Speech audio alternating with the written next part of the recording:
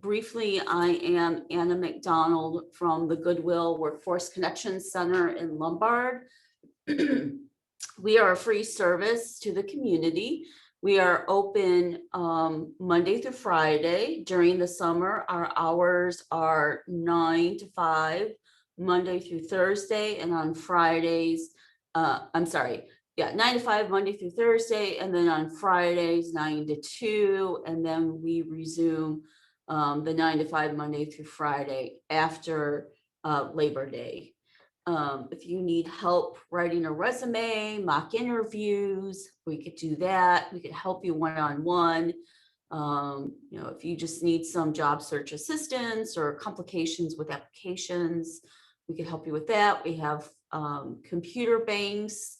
You don't need to make a reservation, and you could kind of sit at the computer all day if that's what you need to do in the job search. You cannot use our computers to travel, to plan a vacation or do other personal things, but anything involving the job search, we can help you with. And again, it's a free service. So today we're going to talk about emotional intelligence in the workplace. So just fix my screen, my viewing capacity here. Sorry, just kind of in the way. So what is emotional intelligence? So according to Psychology Today, it's defined as the ability to manage not only your own emotions, but also the emotions of others. This includes 3 separate skills: identifying and naming emotions, applying emotions to problem solving, regulating your own emotions, and knowing when to help regulate the emotions of others. So it's not being manipulative or trying to control another person. But as we're going to talk about shortly, there are 4 components to emotional intelligence, and that's identifying your triggers, which we're going to talk about, and also understanding the environment that you're in and paying attention to people's cues, having empathy. This is all part of emotional intelligence. And then we'll talk, further about how it really applies to the job search. Questions may be answered in the interview, which if you can join us in August when we start this rejoining the workforce, and then we're going to also talk about behavioral interview questions, which essentially are emotional intelligence questions because it's your behavior, right? It's your values, and it's all relative. So we'll connect all those dots shortly. But we do have to give some applause or credence to, who coined emotional intelligence and, who are the experts. And so really was created by 2 researchers in this article that they wrote in 1990. And then it became popularized and kind of, became more of a talking point with lectures and quizzes and so on and so forth from Daniel, I hope I pronounce his name correctly, Goleman, I think is how it's pronounced. If you haven't read the book, I suggest that you do, and I'm sure your local library has some copies of it. The first thing you need to know is that everyone is emotional, right? And I think we think that we're an anomaly, that we're the only people having these emotions. But really, there is common ground, right? It's important to find common ground to situations and points of view when you interact with people. And it's the emotions, it's what drives people. It's fear, right? It's goals, it's happiness. These are all emotions. And it's connecting with people in a situation. Maybe, when you're applying for a job, you might be applying for a customer service position. And that means a lot of one-on-one with people or sales positions. And you have to be able to make a connection with people and read them and understand, the other person's perspective in order to meet them where they're at. But in order to do that, you have to regulate yourself first. And so let's dive deeper into this right now.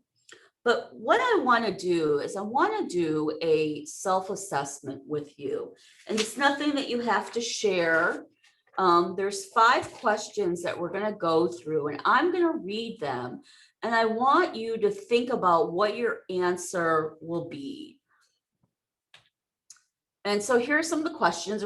There's 5 of them. We're going to go through them. Again, you don't have to share it if you don't want to, but just kind of think about this as I'm reading through it. So can you name the behaviors that you are doing at all times? Yes, I'm always intentional with my behaviors and can name when I'm taking part in. Let me reread that. Yes, I'm always intentional with my behaviors and can name what I'm taking part in at all times. B, sometimes I'm usually aware what I'm doing, although at times I get caught up in something and don't realize what I'm doing. Or C, no, I really am aware of what my body or mind is doing.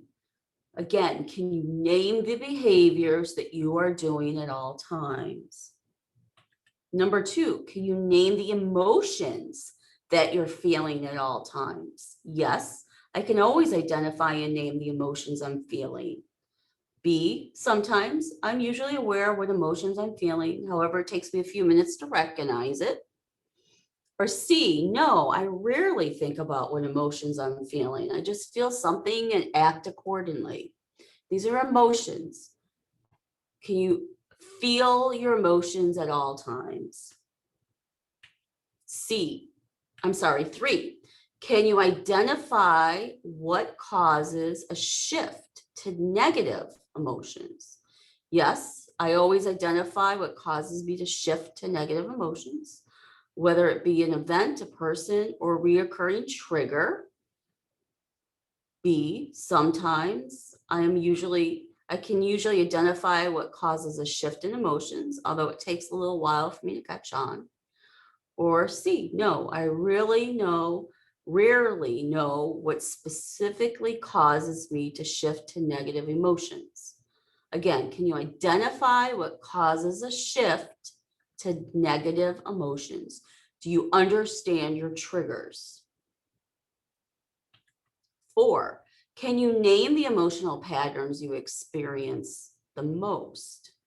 Yes, I can list my standard emotional patterns right now, including what they are, what causes them, and what effect they have on my life. B, somewhat, I generally know when I have a tendency to do what it's not, but it's not always consistent and recognizable. Or C, I have no idea what emotional patterns I repeat. I have emotions, but I can't name any trends with, when, or why they happen. Again, can you name emotional patterns that you experience? And the final one, can you name your deepest fear triggers? Yes, I'm aware of my deepest fears and what triggers these fears in my everyday life. B, somewhat, I can tell you what I'm most scared of, but I don't fully know how it affects my life and daily actions. And C, no, I have no idea what a fear trigger even is, or if I have one. One of the strongest human emotions is the emotion of fear. Starting in our evolutionary history, fear helped us survive from potential threats. In today's age, this fear still drives us even when we're not in danger. We've all developed our own deep-rooted fears. By increasing your self-awareness of what causes you fear, you can better manage your emotional reactions when it's triggered. So emotional intelligence really comes down to identifying your emotions, identifying your behaviors, identifying shifts. When you have a shift to a negative feeling or a negative emotion, naming the emotion, and then naming your deeper fear triggers. What causes you to go from maybe being content and happy to a rage? So it's a scientific fact that emotions precede thoughts, right? So you have this emotion before the thought even happens. That could be your blood pressure rising, right? Or you get this feeling in your stomach, or your hands get sweaty. You get these emotions, these feelings, and then comes this thought. When emotions run high, they change the way your brain functions. It diminishes your cognitive abilities, decision-making powers, and even interpersonal skills. Understanding and managing your emotions and the emotions of others helps us to be more successful in our personal and professional lives. So, again, part of finding a job, because it's all is really in the job search, tool that you're going to have applying for jobs, getting through the interview and being successful on a job, is really understanding your emotions. And, we talk about this a lot when I'm giving presentations or workshops on finding a job. The first thing that you always have to do in the job search is to think about what you've done in the job. And part of that thinking and recalling, it's kind of like a meditative form that you've got to be in, is to really think about, okay, how did I solve problems? How did I handle a situation where I'm working with a customer and all of a sudden, I'm in a rage? How did I handle that situation? Or I had a customer that's screaming and yelling at me, and I was able to de-escalate the situation. These are about your emotional intelligence and your behaviors. And this is what the employer is trying to dig into, in the interview, because they can't teach you to have emotional intelligence. It's not their job to teach you to care, or their job to hire somebody that can't, de-escalate the situation. You've got to come to them with all of these good behaviors and good values. And that's what you've got to share in the interview. But if you're not self-aware, you really can't give good examples or have a good, conversation about that in the interview. And this is what makes you better than the next candidate, is being able to identify it. That goes back to the weakness question too in the interview. They're not trying to put you in a corner. They want to know, are you self-aware? Do you know what you need to work on? And do you have a plan of action? And it also, maybe the one thing that they need for somebody to be successful in the job might be your weakness. And so that's part of digging deep to find out, are you a good fit for the position? But you really have to understand and manage your emotions, because it helps you be successful in the job, to de-escalate situations, to have empathy for the person that you're working with, because it's really all about connections. And if you can't connect to somebody, you're not going to be successful on the job.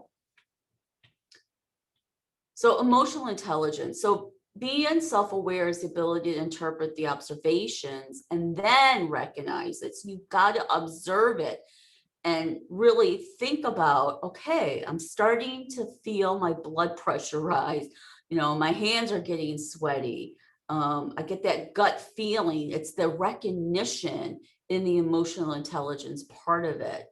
and then learn how to identify it, and name it and control it. So there's 4 components to emotional intelligence, and the core is the recognition of it, the self-awareness. This is your personal competency. So when you're looking at this graph, you always start with the self-awareness, and that's the self-confidence. That's the awareness of the emotion. It's recognizing how your behavior impacts others. Think about being in a situation, when everybody's all jolly and happy, and that one person and that negative emotion totally shifts the whole atmosphere, right? We've all been in those kinds of situations. But that person isn't recognizing their emotion, but paying attention to how others influence your emotional state is also important. That self-awareness, because in that situation where you got that Debbie Downer that brings everybody down, are you paying attention to how this person is influencing your emotion? So the self-awareness is know your story, how it affects you, make peace with the past, and know your beliefs, your emotions, your behavioral patterns. This is the self-awareness of it. And it's nothing that's going to happen overnight for anybody. It comes with being consistently aware of it and working on it. And when you make mistakes, you move on. So that's the recognition part of it, right? Now let's go into the regulation. This is the self-management of it. So it's keeping disruptive emotions and impulses in check, not reacting to things. That's part of the regulation. You understand it, you're aware of it. Now you're going to manage it, and you're not going to be impulsive. You're acting and congruent with your values. That's a big part too of, sorry, I had to move something. That's a big part of managing the emotions, is the way I'm behaving, is this congruent with my values? So maybe your values are honesty and integrity. And now when you get into these situations, you lie, you lack integrity. But at core, this is who you are. You're an honest person. So part of the self-management is not to cross that line that are your values. Handling change flexibly. Handling change is an art form. Just think about all the changes in the last year and a half that have happened, and how you, as in maybe your current or your previous positions where you had to change. And people don't like change. We like consistency in our life. How do you regulate that change? Are you the person, and this is the question you're going to get a lot in interviews too, is how do you handle change? They're wanting to find out, are you the person that hates change and you're going to bring everybody down with you because you don't want change? And that comes from a place of fear, especially in the workplace, when changes are happening. I think at the core of that is that our fear that we're going to lose our job, right? That we're not going to be valued anymore or relevant in the position. And that comes from a place of fear. So how do you manage that fear? How are you going to react to it? Are you going to go, try to get everybody rallied up and, like a coup or something against the employer? How do you handle that change? Pursuing goals and opportunities despite the obstacles and setbacks. And that goes to that question in the interview, tell me about a time, when something didn't go your way. How did you handle that? And that comes with the self-reflective part of it. This is what I learned from this situation, and this is how I changed myself. So the self-management is developing skills for breathing and relaxation, learning positive self-affirming beliefs, developing self-soothing and self-motivation skills, and maintaining good physical health. And this is such a good point too, because if we're not, good at regulating our emotions, it affects our health, right? It affects our blood pressure. You might even go into greater depression. So it's so important to exercise, know what soothes you, if it's breathing, if it's walking in nature, if it's walking the dog, being with your family. What is it that helps you relax? And those are some of the questions they'll ask in the interview, right? They'll ask you how do you relax? Or, if you're in a situation that's rough, you have to sometimes, separate yourself from that, to ground yourself. And what do? Do you go home and kick the dog? Do you drink a lot and get abusive? What is it? Self-management. So again, the core of emotional intelligence is your self-awareness, being aware of an emotion. It's being aware again of, geez, I'm in a conversation and I'm starting to feel like my face turn red and my hands are starting to get, in a fist. What is happening? This is that emotion. Did somebody just say something to me that triggered me out of nowhere? That's the awareness. And once you have that awareness of whatever that trigger is, then you go into the self-management part of it. So the third component is the social awareness. So now we have the self-awareness, we're managing it. Now, what's the social awareness? What's happening around you? Are you aware of what's happening? Are you picking up on the moods of the room? I think of times where, when I'm with family or in a social situation, I'm always paying attention. It's probably just my personality, not that I'm a master of emotional intelligence by any means, but paying attention, like, we're all laughing and and we're having a good time and this person's not. Or, this person's always interjecting, they're the Debbie Downers of the room, and always feeling the atmosphere. What's happening around? What are people's facial expressions or their verbal, not their verbal, but their body language? So you're picking up on the mood in the room. You're caring what others are going through. You're hearing what the other person is really saying. So it's the social awareness of what is happening to everybody around you, this awareness. What are they feeling? Understanding the nonverbal communication, developing positive views of others, understanding the basic needs of people is part of that social awareness, and understanding the games people play and the personal integrity. So now we're kind of commanding the room. We're understanding what's happening, when we're working with customers, or being a salesperson. I keep going back to this customer service component, or even working with teams in the office.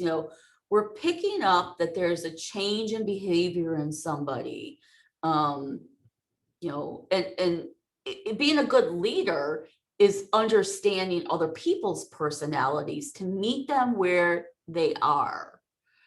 The relationship management part of it. So now we understand, the recognition of what's happening. Now we're actually managing the situation. And that's getting along with others, handling conflict effectively, clearly expressing ideas and information. That's the communication part of it. And using sensitivity to another person's feelings, the empathy part. So you have to learn conflict resolution, develop skills for assertiveness or communication, reflective listening. These are transferable skills, right? Communication is a transferable skill. These are the skills that you bring with you to every job.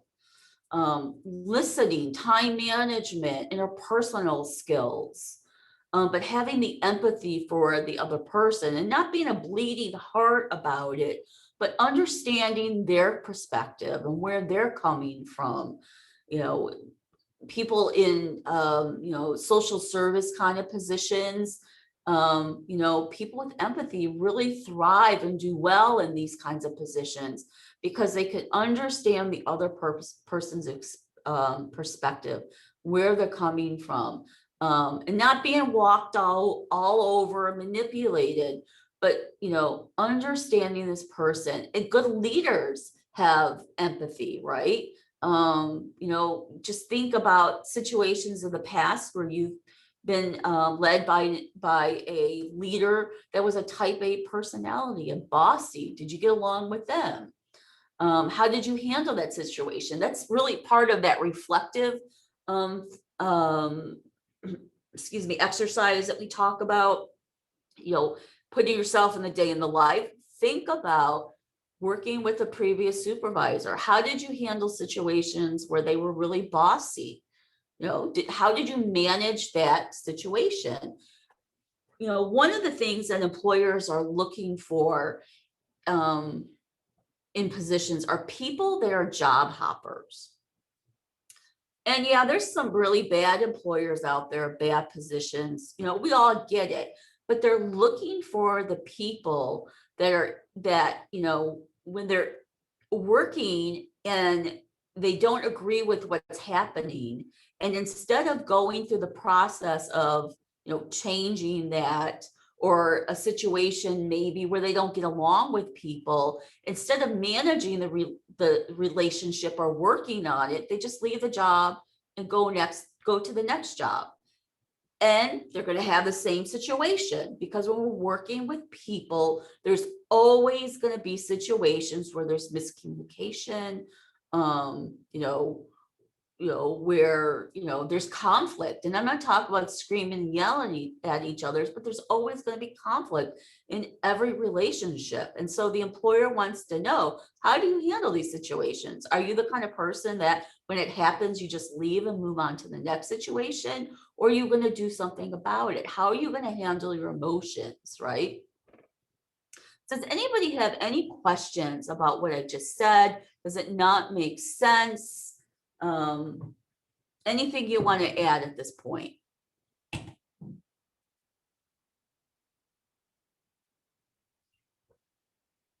Yeah, it's a really rough topic. I find that a lot of people don't like to share in these kinds of conversations, and that's fine. It is very personal. I get it.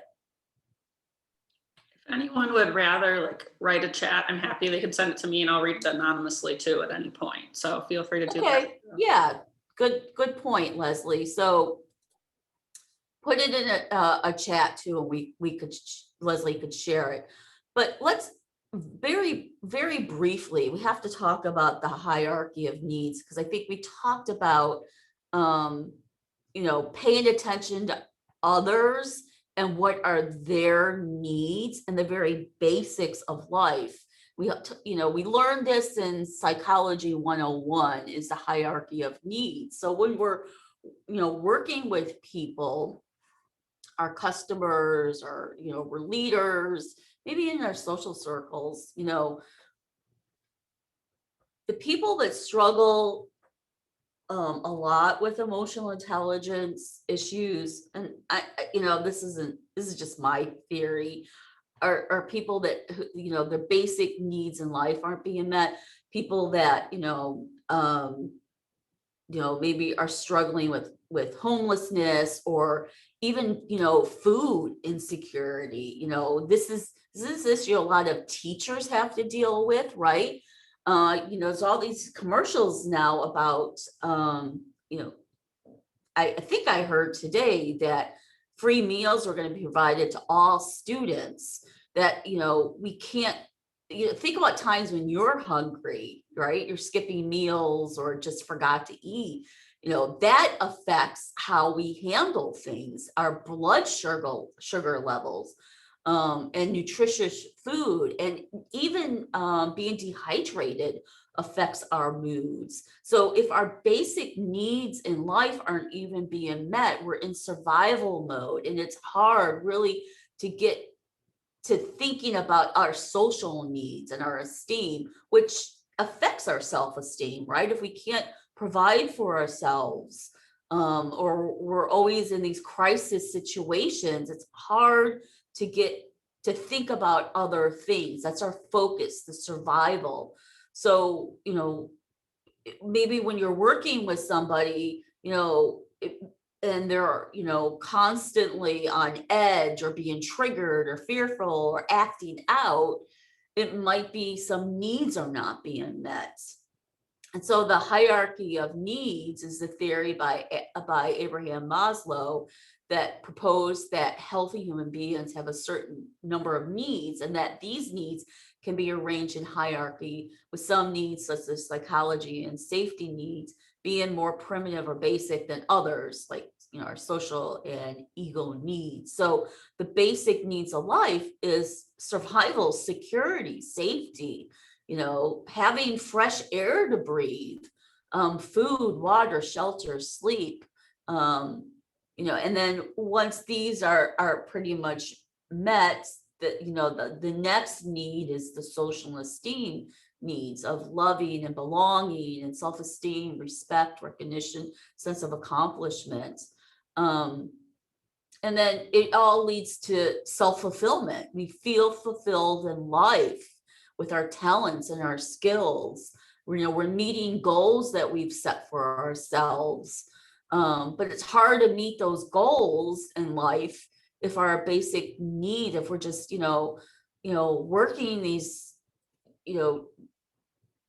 dumb jobs that, it barely pays our bills and puts a roof over our head. So, you kind of have to be aware of, when we're working with people, I'm working with a customer that's always yelling at me, and, and when they come in, we know there's going to be an episode, and maybe they're having some, issues in their life, and having empathy for them is part, of that emotional intelligence, the, social awareness that's happening before you, that if you're not emotionally intelligent, you're going to overlook it or not even care.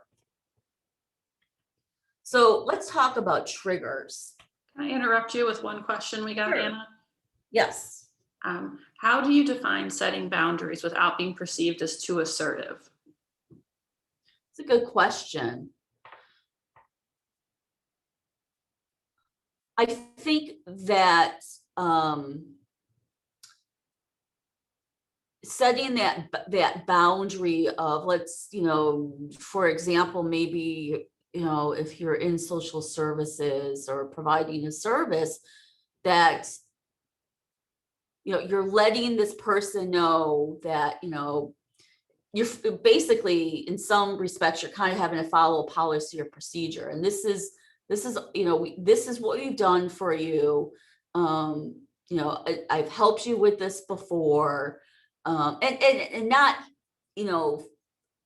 being aggressive or threatening about it, but saying, this is what we've done, and I don't feel like, we have other resources for you. Let me lead you to another resource. But also, some of that line could be, maybe they're being aggressive. Maybe they're trying to push your buttons and trigger you, which we're going to talk about the triggers in a moment. So you recognizing that this is what this person is doing. They're trying to get me to react. And that's where you have to stand your ground, not yell and scream, but be forceful. And I mean, there's a lot happening in that kind of a situation. You're watching your body language, you're watching your tone, but just repeating, I've had situations where somebody was, trying to push my buttons. We, our computers and scanners and copy machines is only used for job search related things. And this person knows that. And so they kept coming in trying to use our resources for personal things. And so I approached them and said, our policy is such and such. And that person said to me, well, this is my personal information, I'm not sharing it with you. I said, well, I'm not asking you to share it. I don't want to see it.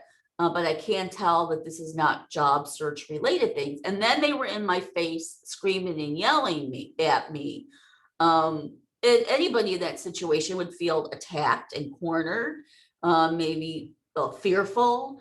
But I had to stay on my ground and say, and very calmly making eye contact and watching my body language, that this is our policy. We've talked about this before. And I need you to take your things and leave. And I have a form that I need you to sign. Please do not come back. I will give you a list of other resources. And they kept screaming and yelling. So it's a matter of, being calm, stating, what it is that you have to state, watching your body language, and offering other resources. So it comes with practice, and sometimes we're not going to get it right all the time. But I knew that this person was trying to push a button because they were saying more that they should not have said, like calling me fat and all of that, which those don't trigger me anymore. I've learned to get beyond that. But they're pushing those buttons to see what's going to get me to scream and yell. And you have got to be aware of somebody saying this to you doesn't affect you. And it comes with practice. And there's always going to be other times when you're going to be tested, but just working at it. And I hope that that answers your question, Leslie.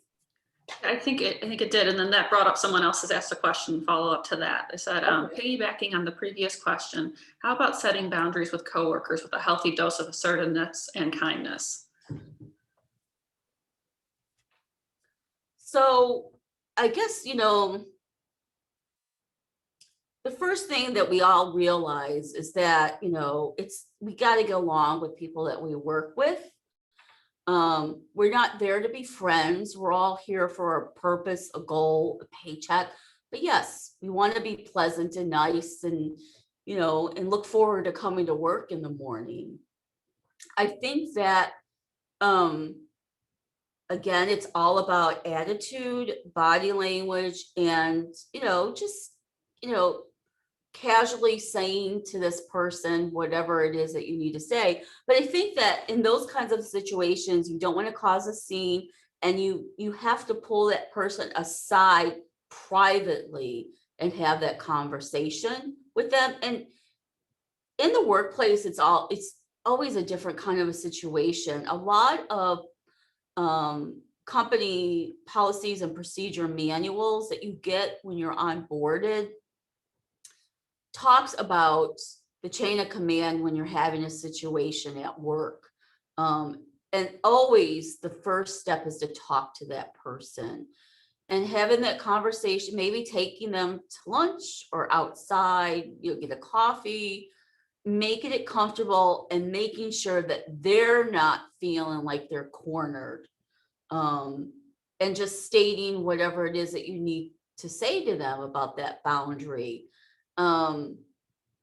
If that doesn't work, then usually the next step is to, have your manager involved. If your manager's the issue, then you go to their manager or HR, whatever that is. But let me give you a situation I had where I was working in an office where one of the individuals everyone was younger, and they would go out drinking after work, and I knew I didn't fit in, so there was always that stress there, and I kind of felt like one person was setting me up to fail in the job. And I didn't have any evidence, but I kind of feel it. And so one person in our group who I actually got along with was promoted to the manager of the department. And a lot of these individuals didn't necessarily like this person. And so some of her, when she got promoted, some of her position kind of fell in my lap. And part of that was data entry, putting the clients that we were serving, their information into a database. And then I was working for a housing, nonprofit housing agency. And so when you put that information, it would tell you if they qualified for housing or a home. And so for a year, I had been putting this information in. That was my job. I wasn't trained on it. There was no manual. It just did what I thought was right. And then a year later, I was putting some information in and realized that some of these individuals I was putting in didn't qualify for housing. And the person that, after the person qualified, the information would go to this one person that would kind of onboard them, which is the person that didn't like me. And I went to this person and I said, the information doesn't make sense. They don't qualify. Why would I put their information in? And she goes, oh, they qualify. She goes, you just been putting the information in wrong. If you do it this way, looking at these numbers, then they qualify. I'm like, oh, okay. Well, I'm sorry. I didn't know that that's not how it was supposed to be done. And she says, oh, that's okay. She goes, the last year you've been doing it wrong, but I just go behind you and fix it. I was like, well, why didn't you tell me I was doing it wrong? I'm sorry, I wasn't trained on it, but I knew she had been telling everybody I wasn't doing my job the whole year. And I wasn't doing my job right because nobody trained me and she didn't correct me and tell me the right way to do it. And, I was like, well, why didn't you tell me? And she's like, well, I guess I was feeling not nice, or she used a different term that I can't repeat. So I went to one of the director of the department, another person, and told him, I was like, I approached her and asked her why she didn't tell me. He says, oh yeah, she came to me a year ago. I said, well, she didn't come and tell me. He says, well, I didn't realize she didn't tell you. I go, so a whole year has gone through. But it kind of led to an escalation of other issues where it got to the point where, I pulled her aside, talked to her privately. That didn't work. Then we had to go to HR. So it's all about how you handle it. You cannot handle, you're not responsible for other people's reactions. You're only responsible for yourself and how you react. So when you're in an employment kind of a situation, or really any social issue, you've always got to worry about how you handle it, that you've done the best you can, that you've done this calmly, you've done it correctly. If it's at work, you follow the policies and procedures on things, and then leave it at that. I mean, that's the best that you could do, but it comes with you practicing, not screaming and yelling, making sure that that person isn't embarrassed, pull them aside, and then leave it at that. I mean, you've done all you can. And I hope that kind of answers your question. But it is a delicate dance that, there's that saying out there that says, something to the effect of what you think of me is not my concern, kind of thing. And it really comes down to that. It's all how you handle it and how you respond, and just not overreacting and not being triggered. And so I hope that makes sense. So let's talk about triggers then. So emotional intelligence is about knowing yourself, right? Knowing how you trend to react to situations and then being able to understand other people's feelings. So really at the core, again, is your response, your triggers, your emotions. And if you can't manage this, you can never be successful managing other relationships. It really is the core of, I feel, emotional intelligence. So you need to understand, what are my triggers? And I'm trying to get this to move here. So why do we get triggered, right? We suffer from emotional triggers for three main reasons. And the first is opposing beliefs and values. Think of everything that's happened in the last 5-6 years, just with politics alone, right? We are so divided right now in our country, and it's really because of opposing beliefs and values. And think of all the relationships that have been severed and affected because people are offended by opposing beliefs and values and feel cornered and feel like they're being attacked. This is a trigger for people. So when we are strongly identified with a certain belief, we may find it hard to be tolerant of other opposing beliefs. When another person disagrees or challenges your values, values are infused with feelings and underlying attitudes. We get triggered because we're calling into question the truth and legitimacy of what we hold dear, right? So we're triggered when somebody is opposing what we believe because it's truth to us, and you're offending me, and what they are thinking, you're offending me, and you're not respecting me.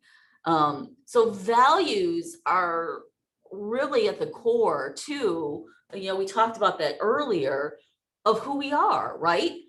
Our values might be a particular religion and being good to people. And so, we might be triggered when we're having a conversation with somebody when we feel like our values are not being respected. Another trigger is trauma. Getting triggered is a term that traces back to the experience of post-traumatic stress disorder, or PTSD, often experienced by soldiers coming back from war. We get triggered when we see, hear, taste, touch, or smell something that reminds us of a previous traumatic circumstances. Seeing, hearing, taste, smell, touch, these could be triggers to something that happened in the past that we haven't healed from. It could be, it could be something that, that might seem simple, of, maybe in certain like generations, a male will call a female honey or babe, that triggers some people. When somebody, says, hey, babe, or honey, no, my name is so and so. If that's something that triggers you, and somebody, a male says it to you, does it set you off? Maybe you're talking to somebody on the phone, and this man is saying, oh, thank you, honey, and then all of a sudden you get all riled up and mad. Is it in that kind of a situation our position to then say to that person, don't call me that, or let it go? Somebody that's maybe more emotionally intelligent might just kind of let it go and not be triggered by it. But what are those triggers? Is it a memory of something? Is it a smell? What is it that sets you off? Sometimes a sense of, smell or taste or whatever could put us, in a good mood too. I think about, grew up, I was a child in the 70s, and I had teenage siblings in the 70s. And, our family trips to Michigan were always fun. And every time I hear certain Eagle songs or Fleetwood Mac songs, I always put myself in that station wagon with my siblings driving to Michigan. You know, it doesn't trigger me. Well, it might trigger me now because one of my brothers is passed away last week. And so sometime, or not last week, I'm sorry, last year. And so, emotions come up when I hear those songs because I think of my brother. That might be a trigger for me. Um, so you've got to think about, if you have had trauma in the past, to get help for it. And it comes with a lot of work. What is this one thing that, sets you off? And so that's all we'll say about that. I mean, there is free help out there if you feel like you need some help to get past some trauma in your life. And then there's the ego. The ego is a sense of self. It's the I that we carry around. This artificial identity that we carry is composed of thoughts and emotions. Again, the cultural values, the assumptions, belief structures that we've developed in order to fit into society. When our egos are challenged or hurt by others, we are prone to becoming triggered immediately. And this kind of goes, I think, to me, this is the same as the opposing beliefs and values, like, the sense of self, like don't call me that, or call me Mr., or call me Miss, or Miss, or no, don't call me honey. It's all the sense of ego that triggers us to reacting, to making the situation worse. And so you've got to figure out what are these things that I carry in my life that causes me to react. And it doesn't come easy. And I'm going to give you some resources at the end on what you could, do to follow up with this, to work on maybe some of these issues. But these are the triggers. These are the emotional triggers that, cause us to be fearful. And usually it's just something in our past. It's our values. It's, and knowing, what are your values in life? Again, is it honesty? Is it integrity? We all know family and friends. Yeah. When we do these values workshops, it's always the top three, right? But we're more than that.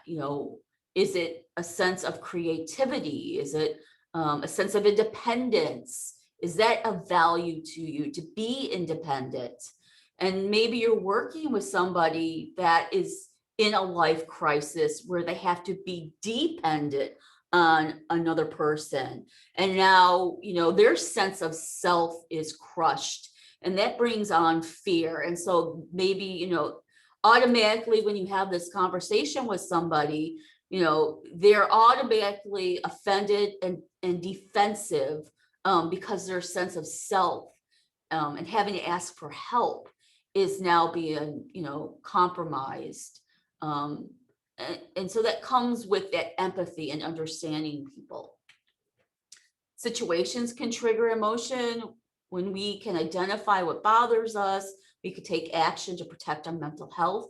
Even though we can't avoid all of the situations that might emotionally trigger us, we can take action steps to take care of ourselves, to develop a stronger inner voice that can help us navigate through these uncomfortable situations. And all of this then is about what we're telling ourselves, the unconscious stream of conversation that we're having. So let's talk a little bit about the inner voice. So one thing we could do is develop a strong inner voice that can help us navigate through these uncomfortable situations. So, when you have the trigger, will you immediately react negatively or go into self-talk? So, the situation is happening, we're being triggered. Somebody, the example of being called honey, somebody called me honey. So you're doing the self-talk unconsciously. There's this conversation that's going on. So when we have that emotion, because the emotion precedes the thought, they called me honey, maybe your blood pressure is starting to go up and your face is turning red, you having that feeling. And then, will your self-talk then be negative or positive? The positive self-talk is going to help you maintain momentum, move forward, recognize, this person doesn't, they're just a customer. Don't take it personally, ignore it. Or will the negative talk be like, who does this person think they are? Are you going to start fighting with them and putting them in their place? But if you're more emotionally intelligent, you aren't going to take it personally. You're going to realize, they didn't know. Maybe it's a person of a certain generation, and this is just what they say. They haven't touched me. They're just saying honey, and then you move past it. But it's really the negative self-talk, this unconscious stream of conversation that we're having, that comes after the emotion. But really paying attention to what is happening internally. Again, are your legs moving? I've noticed that when they've been triggered by something that was unintentional and their legs start shaking. Maybe they're nervous. Maybe they're getting up and walking around too much. They're fidgety, whatever that is. You're paying attention to those external cues that this person is giving. And then how are you going to calm down? Because again, that goes back to that social management, the relationship management. Am I working with somebody that is in a crisis in their life? How am I going to talk them down? And then now they're getting offensive. Maybe it's the conversation, you're trying to help them. They're really upset. They don't want to be there because their value is being independent and they're asking for help. And they're probing at you saying, well, honey, I just told you that. So are you going to be able to, maintain your composure? What is the self-talk saying to you? And really, there's a lot happening externally, internally, that we're taking in and we're trying to navigate. But ultimately, we're not responsible for the other person's reaction. We're only responsible for how we handle the situation. But really, the inner talk, and if you've ever gone to any kind of workshops or done any work on yourself, a lot of that is really understanding what you're telling yourself. Are you calling yourself stupid? Are you calling yourself ugly? Really getting on yourself because you made that same mistake again. What is that inner voice telling you? And really paying attention to that.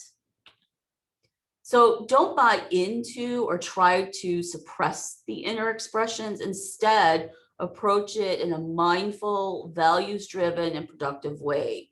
And that's your emotional alertness. So when you're in those situations, it's recognizing that pattern. And the first step in developing this alertness is to notice when you're being hooked by thoughts and feelings, and you're in that cycle again of that inner voice. You have to realize that you're stuck before you can initiate any change.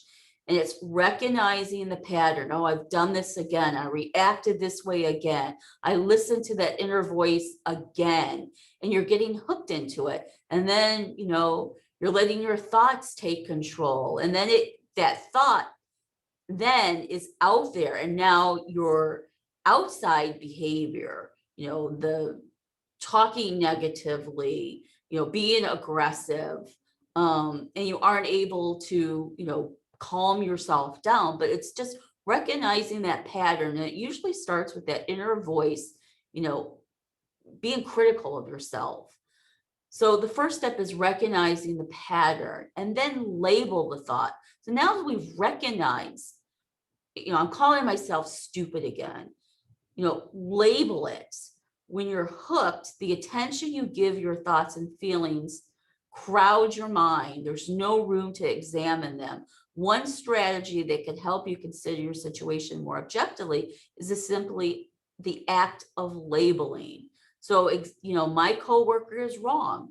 He makes me angry, becomes I'm having that thought that my coworker is wrong and I am angry. So instead, you're saying, going back to what this person asked earlier about working with colleagues, you're calling that person stupid, they're wrong, and you get caught in that inner voice, that cycle, that pattern.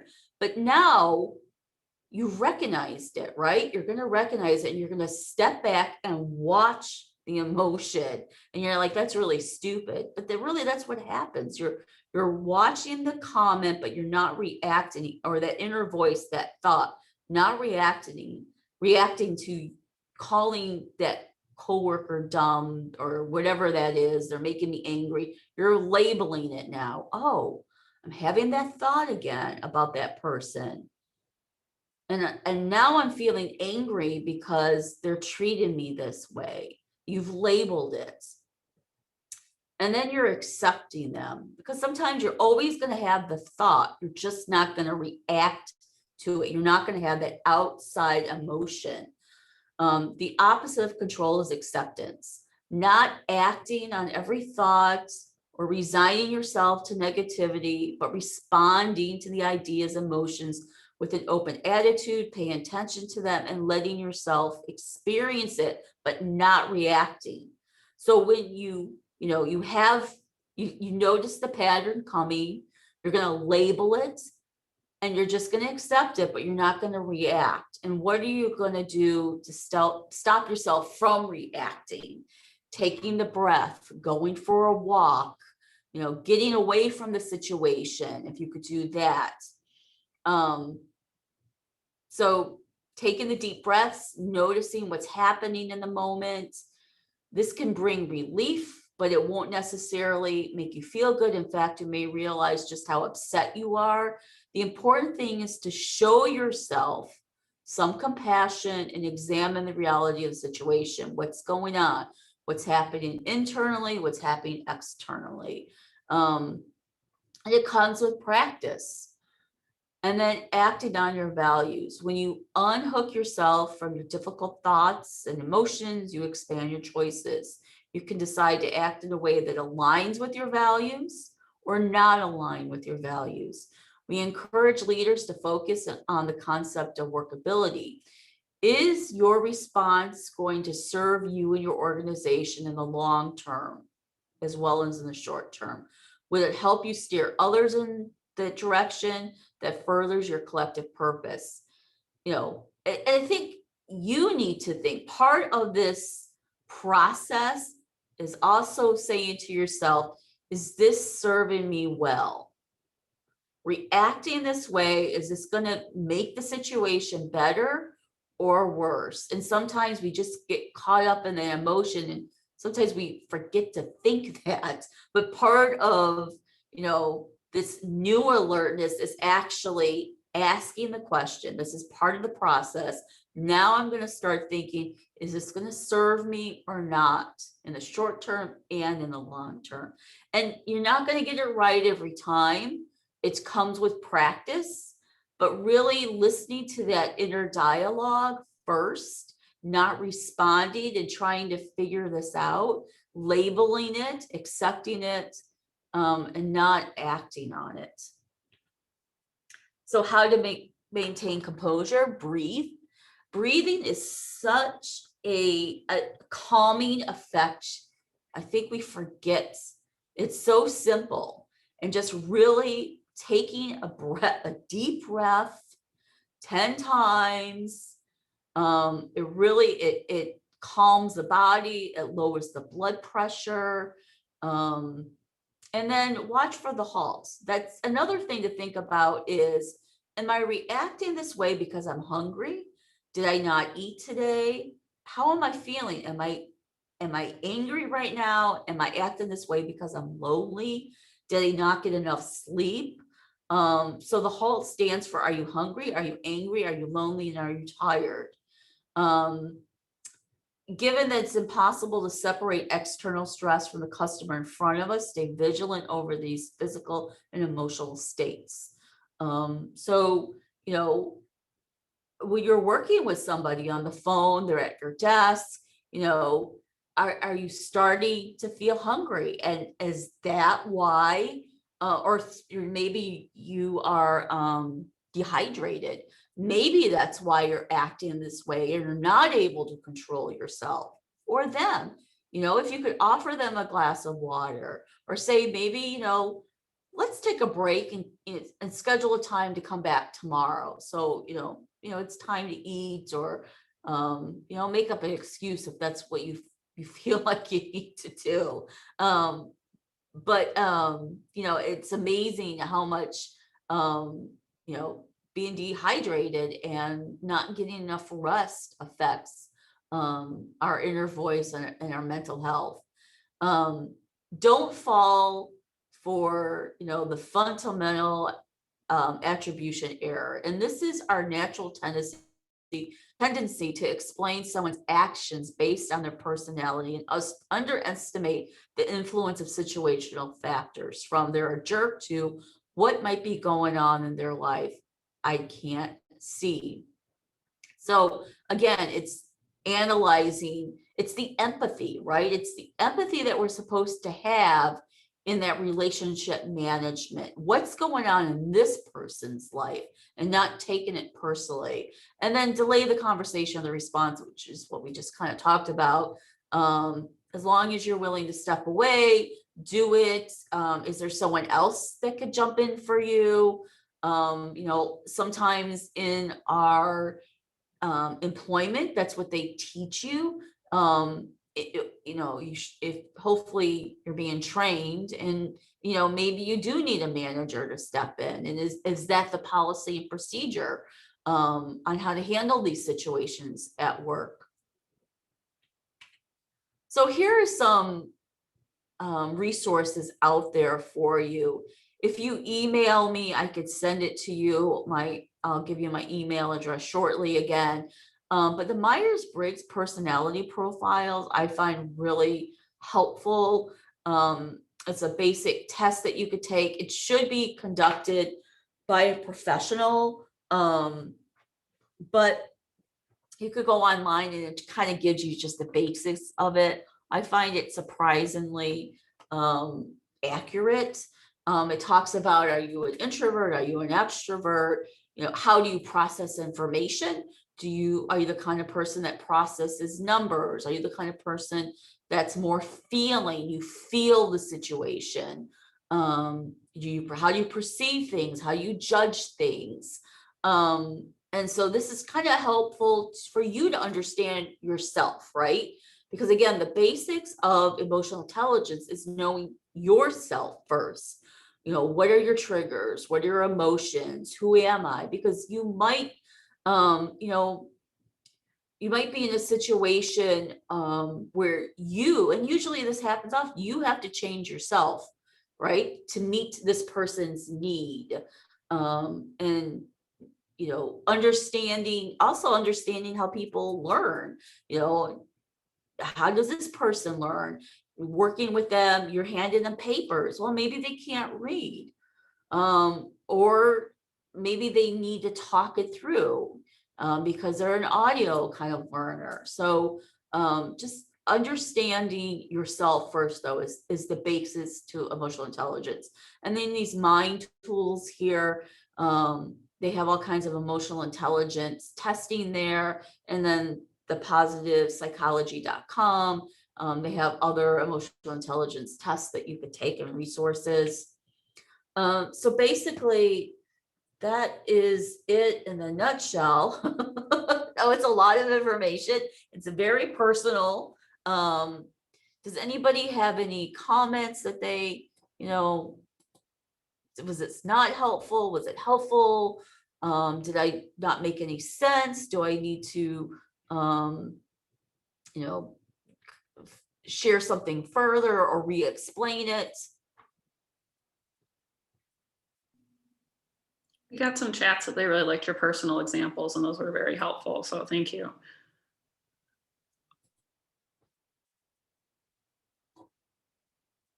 So feel free to email me if you want, and I could send you a copy of the presentation and give you other resources, or help you with your resume or interview skills. You can even reach out to Leslie and she'll forward the information, but feel free to contact me directly. And so let me show you that slide again about, the kind of the basics of emotional intelligence. It's really being self-aware, self-management, the social awareness, and the relationship management. Again, if anybody kind of needed to see that. And of course, in those links that I gave you, it's all in there as well. Here's my contact information if you want to reach out to me. And if nobody has other comments or questions, I hope to see you in our next workshop.